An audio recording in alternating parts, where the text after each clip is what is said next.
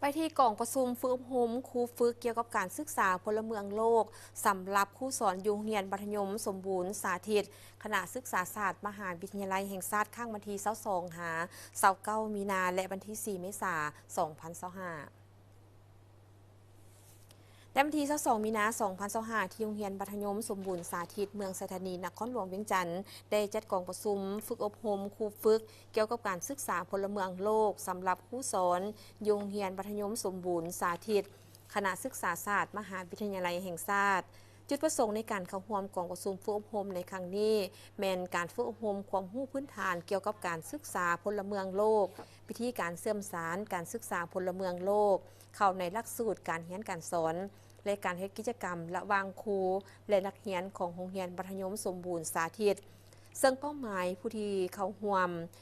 ครูฝึกจากศูนย์การศึกษาเพื่อพัฒนาชุมชนคงเขตอาซีตะวันออกเฉียงใต้จำนวน10ทานอาจารย์จากมัธยมสมบูรณ์สาธิตจำนวน35ทานและนักเรียนมัธยมสมบูรณ์สาธิตจำนวน200คนเป็นเกียรติเข้าร่วมมีปริญญาเอกกงศรีจุลามณีรักษาการคณบดีคณะศึกษาศาสตร์ปริญญาโทนางพรศรีอรอินทร์ผู้อำนวยการโรงเรียนมัธยมสมบูรณ์สาธิตปริญญาเอกเกียงไก่อุ่นมณีรองผู้อำนวยการศูนย์การศึกษาเพื่อการพัฒนาชุมชนขงเขตอาซีตะวันออกเฉียงใต้และทั้งเป็นผู้อำนวยการศูนย์ร่วมมือการศึกษาพลเมืองโลกประจำลาวในกา